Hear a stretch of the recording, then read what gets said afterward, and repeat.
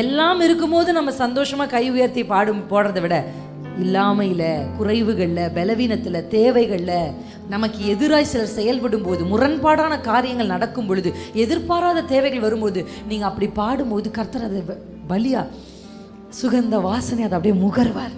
என் பிள்ளை பலி செலுத்துது, என் பிள்ளைக்கு மனசு வலிக்குது, என் பிள்ளைக்கு சரீரம் வலிக்குது, என் பிள்ளைக்கு வேதனை இருக்கு, ஆனால் அந்த வேதனை நடுவிலும் கை உயர்த்தி என் பிள்ளை ஆராதிக்குது. அந்த இடத்துல மகிமை நிச்சயம் கடந்து வரும்.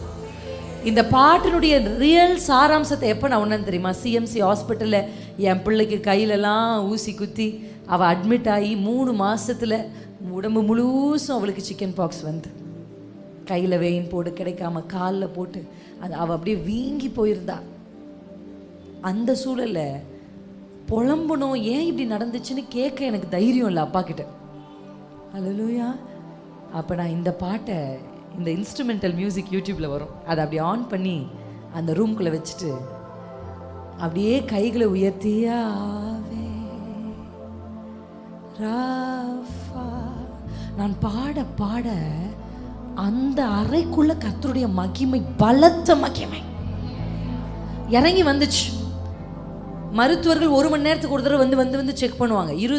இருதயமும் பிரெயினும் கரெக்டாக இருக்கணும். அந்த அஃபெக்ட் ஆனால் பிள்ளைக்கு திடீர்னு பிரெயின் அஃபெக்ட் ஆகலாம், இல்லை ஹார்ட் அஃபெக்ட் ஆகலாம், ஏதோ ஒன்று. பிரெயின் மெயின்லி செக் பண்ணிகிட்டே இருப்பாங்க.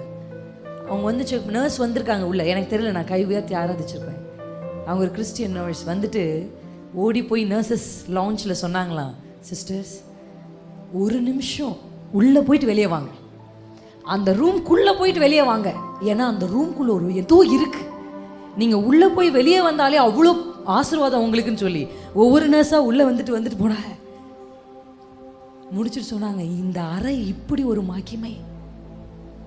நான் சொல்கிறேன், உங்களுடைய லோவஸ்ட் பாயிண்டில் கர்த்தர் அவர் தன்னை வெளிப்படுத்த வல்லமையுள்ள தேவனாக இருக்கிறார்.